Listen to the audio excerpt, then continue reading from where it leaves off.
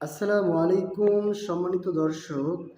আজকে আমরা স্বরবর্ণ স্বরে আ লেখা নিয়ে প্র্যাকটিস করব। তাহলে চলুন শুরু করা যাক।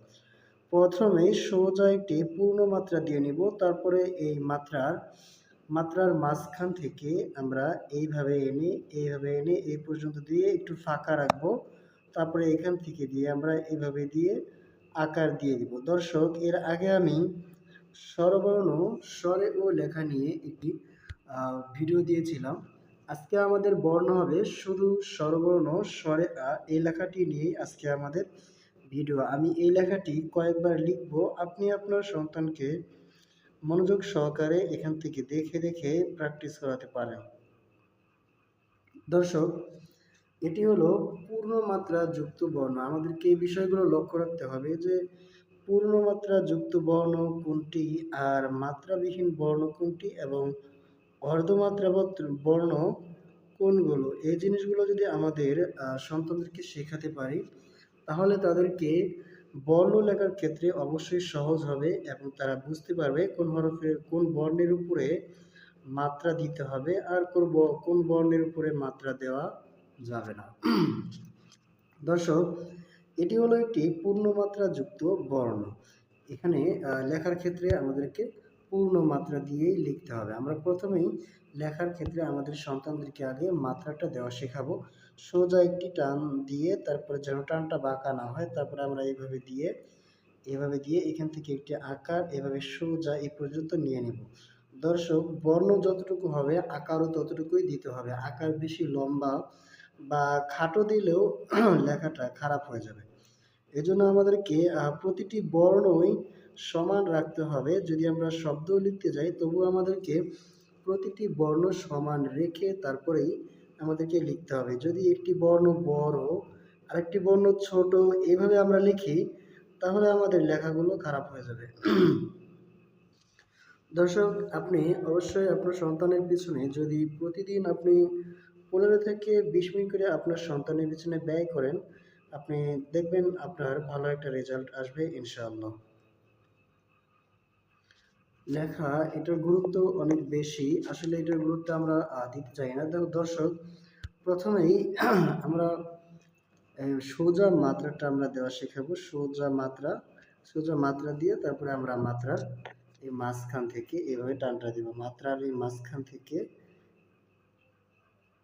এভাবে এনে তারপরে আমরা এখান থেকে এভাবে হালকা একটু আমাদেরকে আবার ফাঁকা রাখতে হবে। যদি ফাঁকা না থাকে তাহলে আবার বর্ণটি সুন্দর হবে না। এই জন্য একটু ফাঁকা রাখতে হবে। ফাঁকা রেখে তারপরে এখান থেকে এইভাবে দিয়ে এখান থেকে আমাদেরকে মাত্রা দিয়ে নিতে হবে।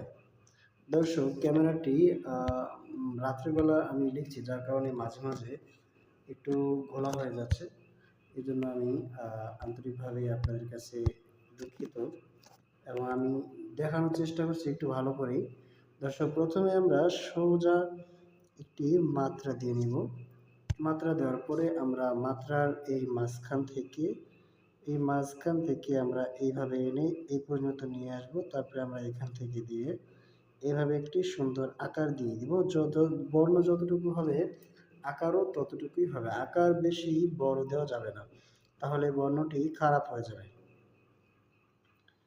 দর্শক, আপনি আপনার সন্তানকে একটি করে বর্ণ কমপক্ষে 100 বার করে যদি লেখা শেখান, তাহলে অবশ্যই আপনার সন্তানের হাতের লেখা আশা করি সুন্দর হয়ে যাবে অল্প দিনের মধ্যেই।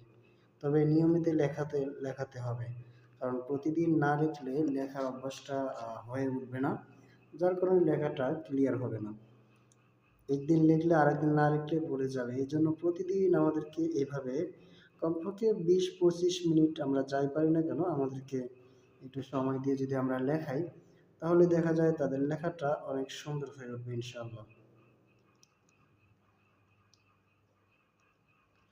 দর্শক, ভিডিওটি দেখতে থাকুন এবং কোনো প্রশ্ন এবং কোনো আপনাদের যদি জানার কোনো বিষয় থাকে, তাহলে আমি লাইভে যুক্ত হয়ে আমার লাইভেও আপনারা যুক্ত হতে পারেন, অথবা আপনারা কমেন্ট করেও আমাকে প্রশ্ন করতে পারেন। আমি আপনাদের কমেন্ট অনুযায়ী আমি পরবর্তীতে আপনাদের ভিডিওটি তুলে ধরব।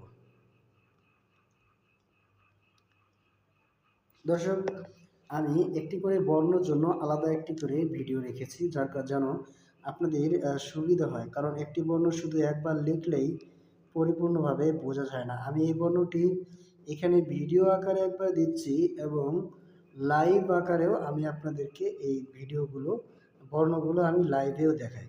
একটি করে বর্ণর জন্য আমি একটি করে ভিডিও দিই এবং একটি করে লাইভ দিই, যেন আপনাদের বুঝতে কোনো সমস্যা না হয়।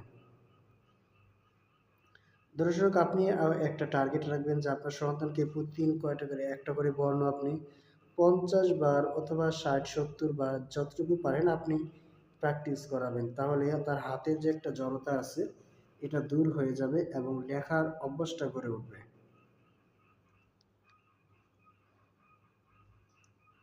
স্বরে আ বিশুদ্ধ উচ্চারণ হবে স্বরে আ। এই বর্ণটিকে অনেকে সরাইয়া বা আরো বিভিন্ন ভুল উচ্চারণ করে থাকে। দর্শক, আজকে আমাদের ভিডিও এই পর্যন্তই। ভালো থাকবেন। দেখা হবে অন্য কোনো ভিডিওতে। আল্লাহ হাফেজ।